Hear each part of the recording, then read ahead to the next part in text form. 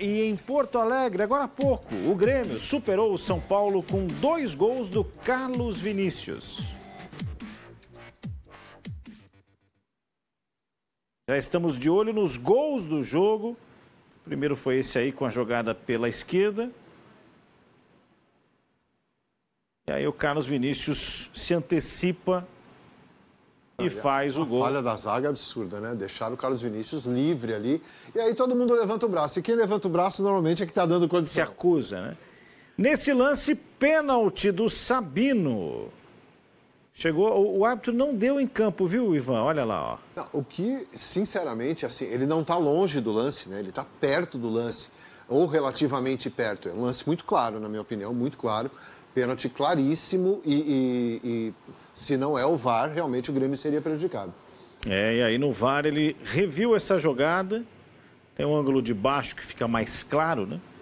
E dá o pênalti para o Grêmio, é o gol que vai decidir a partida, tá aí Carlos Vinícius. Deu bem. 2 Grêmios, 0 São Paulo, o Grêmio segue em reação, já bem afastado da zona de rebaixamento, São Paulo está ali no meio da tabela. O Grêmio consolidou essa reação, Ivan? A tendência é que sim. Eu acho que a sequência de bons resultados, elas fizeram com que o Grêmio ganhasse muito mais confiança. Então, é uma sucessão de vitórias, uma após outra, vai ter um tropeço aqui, outro ali, mas o Grêmio começa a dar sinais de que não vai se preocupar nessa reta final de Campeonato Brasileiro com zona do rebaixamento, não. E foi um Grêmio muito mais dominante nessa partida contra o São Paulo. Foi melhor, mereceu a vitória. É uma equipe que se reforçou desde a chegada do Mano, mas que aparentemente vai ter que mudar bastante coisa também para o ano que vem, né? Não, para 2026, claro que tem que ter uma reformulação, tem que qualificar esse elenco do Grêmio, mas para o que era o Grêmio no início do Brasileirão e para o que é o Grêmio nesse momento, é uma reação bastante considerável, né? Só o fato de não estar olhando ali para o Z4 já dá um alívio.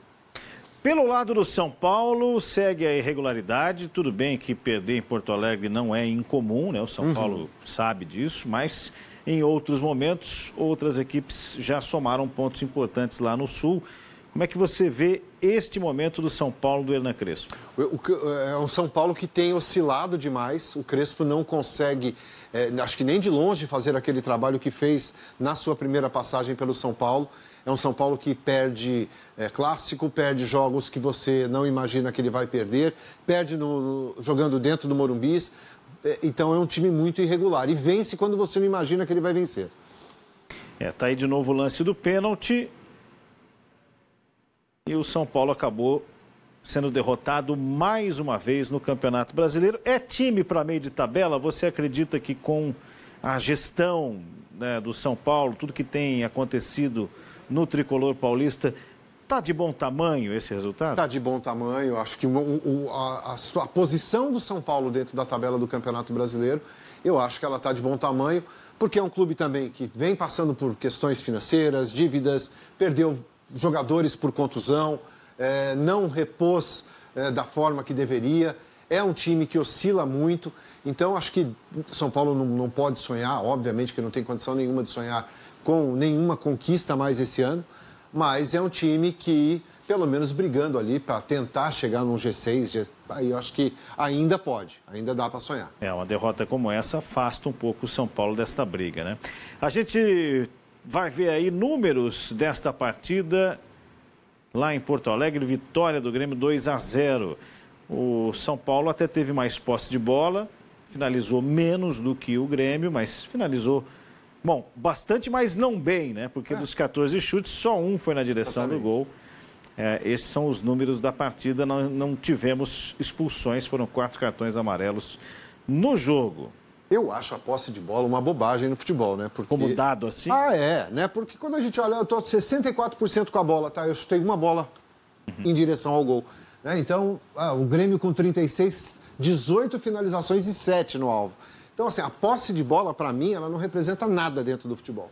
O que importa é a eficiência, né? Mas, pelos números, o São Paulo teve mais posse de bola, se aproximou do número de finalizações do Grêmio, mas em eficiência o Grêmio foi mais preciso. A gente pode fazer uma leitura, e para quem acompanhou o jogo isso ficou muito claro, né? O São Paulo teve mais posse porque na medida que o Grêmio fez 1-0... Deu uma segurada. Deu uma segurada e ofereceu a bola ao São Paulo, né?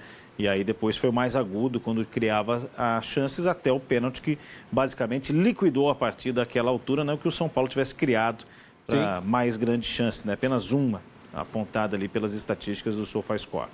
A gente vai ver também como as equipes entraram e como elas terminaram o jogo no sul do Brasil. 2-0 para o Grêmio, que teve algumas mudanças, né? O Gustavo Martins entrou no lugar do Arthur, o Cuejá no lugar do Edenilson, Cristaldo no lugar do Amuso, o Pavon entrou na do Alisson e o Oliveira na do Carlos Vinícius. Estas as mudanças do Grêmio. Do lado do São Paulo, o Lucas Moura voltou a atuar, inclusive no lance do pênalti ele acompanha o árbitro até perto do VAR ali, né?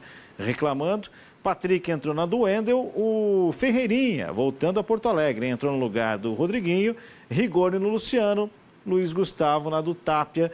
Essas mudanças pelo sistema tático, né? O Luiz Gustavo entrou mais no meio, né? Provavelmente o Lucas foi ali adiantado, embora na ordem das trocas isso tenha sido feito de forma diferente. Acho que se fica uma boa notícia para o São Paulo é a volta do Lucas, né? Sim, até quando a gente não sabe, porque é um jogador que também sofre muito com lesão, com desgaste muscular, mas é torcer, porque o Lucas é um grande jogador ainda, o Lucas bem fisicamente é um dos grandes jogadores da posição no país, mas sofre realmente com lesões.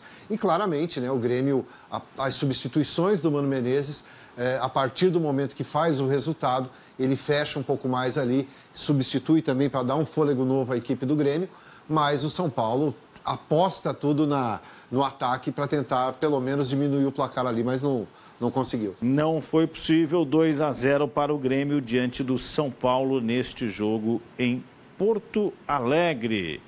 Campeonato Brasileiro chegando à 28ª rodada, portanto, temos 10 pela frente, como a gente imaginou um pouco antes aqui, né, Ivan?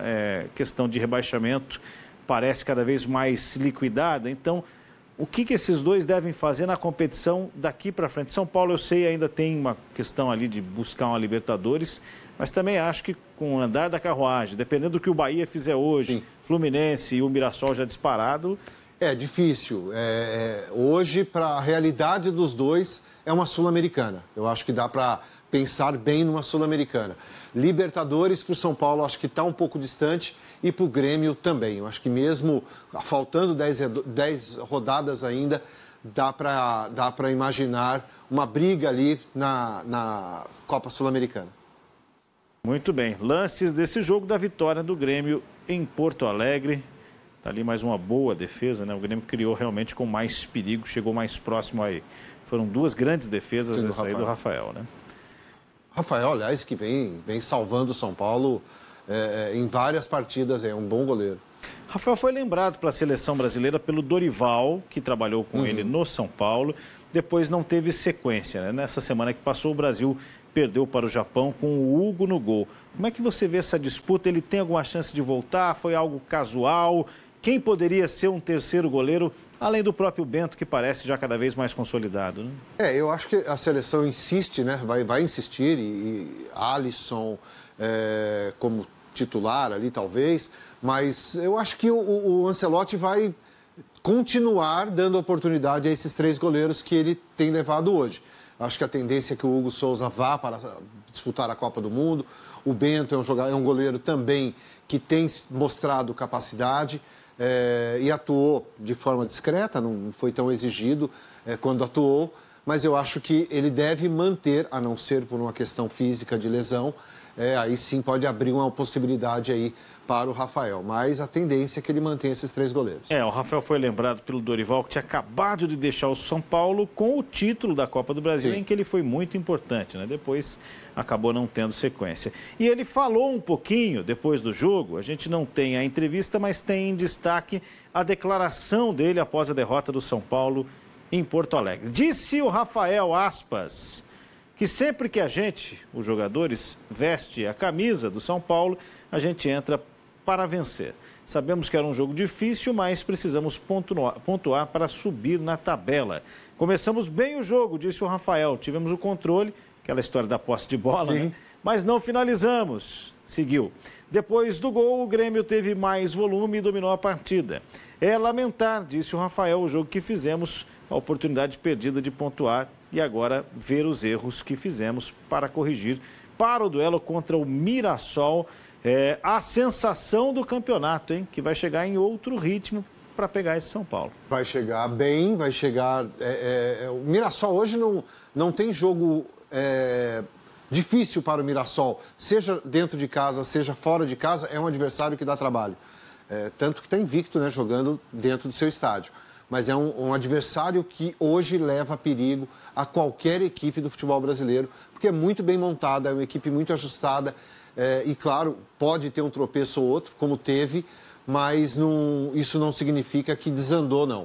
A maionese do Mirassol continua saborosa, né? Ela não desanda por um ou dois resultados ruins, não. É o Mirassol que só tem 5 derrotas em toda a competição, um negócio impressionante. É impressionante. Mas a gente tem que dizer também, né, que vai jogar no Maião, onde ainda não perdeu contra o São Paulo, né, faz esse jogo, são 2 jogos do São Paulo longe do Morumbi, mas a gente tem que dizer também que o Mirassol, todos os méritos, mas só tem o Campeonato Brasileiro, né? Sim, sim. São Paulo com Libertadores, o Grêmio com Sul-Americana, ambos com Copa do Brasil. É outra disputa, outro nível. É porque você tem um desgaste menor, né? Você tem mais tempo de recuperação, você tem mais tempo de trabalho em relação às equipes que estão disputando outras competições. Você requer um controle maior de carga, você precisa dar um descanso maior entre uma viagem e outra. O Mirassol vive hoje exclusivamente para o Campeonato Brasileiro, o que não tira o mérito pela campanha que vem fazendo. Mas, claro, que tem um tempinho maior do que equipes que são envolvidas em outras competições. Vitória por 2-0 e a gente vai ver quem foi o destaque deste jogo. Atenção, porque vai pintar na tela para você o Carlos Vinícius, o atacante do Grêmio, que esteve em campo por 67 minutos, fez os 2 gols do jogo e ainda finalizou uma 3ª vez na direção do gol. Também deu 7 passes corretos, não foi muito caçado, né? Foram 2 faltas em cima dele, ganhou metade dos duelos. Está aí o Carlos Vinícius, que marcou principalmente pelo oportunismo naquele primeiro gol, né? O primeiro gol mostra claramente o oportunismo do Carlos Vinícius. E o segundo bateu o pênalti muito bem, né? Então mostra ali, 2 faltas sofridas, realmente deixaram ele um pouco de lado. E teve um aproveitamento realmente muito bom, né? 3 finalizações, 2 no gol. Ele tem um aproveitamento aí realmente que enche os olhos do torcedor do Grêmio. E é um daqueles jogadores que sai do Brasil meio às escondidas e acaba tendo uma carreira longeva, né, na Europa. Jogou no Napoli, no Benfica, na Turquia e agora voltou, já tem 30 anos, voltou ao Grêmio. Começou na Caldense. O Brasil produz tantos bons jogadores, né, que são observados pelos olheiros, que esse aí, antes de chegar ao Grêmio, não tinha passado por um grande clube brasileiro. Exatamente, é curioso isso. Não tinha passado e aos 30 anos chega numa grande equipe de tradição no futebol brasileiro e fazendo gols, né, mostrando que realmente o torcedor do Grêmio pode confiar, que o Mano pode confiar no jogador. 2 gols importantes num duelo de Série A contra outra grande equipe, 2-0 para o Grêmio, gols do Carlos Vinícius. E ele também falou após o fim da partida, nós vamos destacar o que disse o Carlos Vinícius. Disse então o atacante, aspas para ele, muito feliz por ter contribuído com os gols. Atacante tem que estar sempre pronto. Mostrou isso ali, né? Oportunismo quando a bola chegou. No início da partida, o time do Grêmio, diz ele, estava desorganizado, mas ajustamos. Conseguimos fazer o gol e ganhamos confiança. Encaixamos boas jogadas, poderíamos ter saído com um placar mais elástico. Depois do 2-0 é verdade. O Grêmio ainda teve ali o Rafael trabalhando bem, né? Trabalhar em cima da vitória é sempre mais fácil. A equipe vem crescendo. Infelizmente, tivemos umas questões arbitrais. Ô, Carlos Vinícius, não foi só o Grêmio. É todo mundo nesse campeonato. Todo jogo. Mas isso não atrapalhou nossa crescente, concluiu. E precisamos manter esse bom nível para permanecer na parte alta da tabela, disse aí o atacante do Grêmio. Na próxima rodada, teremos um choque entre tricolores. Essa altura, o Carlos Vinícius já está tomando banho, vai para aquela banheira de gelo, vai descansar, enquanto o Bahia ainda entra em campo. O Grêmio vai visitar o Bahia na Fonte Nova. Jogo difícil para o Grêmio, pelo momento do Bahia, pelo que vive o Bahia, e principalmente quando o Bahia joga dentro da Fonte Nova. É um jogo difícil, mas, claro, é uma partida que dá para pensar em algo mais. Precisa jogar realmente com mais seriedade lá em Salvador, porque o Bahia, quando joga em casa, é sempre uma equipe muito forte. Já virá aí a 29ª rodada do Brasileirão. O Bahia que ainda tem jogo a menos, né, a cumprir ao longo das próximas semanas no Campeonato Brasileiro. Para que tudo fique regularizado, nós vamos até o dia 15 de novembro, hein? Só no dia 15 de novembro é que com Santos e Palmeiras todo mundo terá o mesmo número de jogos. Àquela altura, 33 jogos. Isso vai fazer muita diferença, Napoleão, porque as equipes que estão com jogos a menos, Fluminense acho que tem 2 a menos, né? Que a Jéssica trouxe pra gente. Imagina, você tem 2 jogos a menos, são 6 pontos ali em disputa. Se você ganha esses 6 pontos, olha o salto que você dá dentro da competição, muda completamente. Então, ainda por termos aí tantas diferenças de jogos, às vezes um jogo a menos, 2 jogos a menos, o campeonato ainda está muito indefinido. Talvez na parte de baixo, como a gente falou aqui, imagino que ela esteja muito encaminhada, né, para as equipes que estão ali já dentro do Z4. Mas ainda para quem sonha com alguma coisa, 1, 2 jogos a menos faz diferença.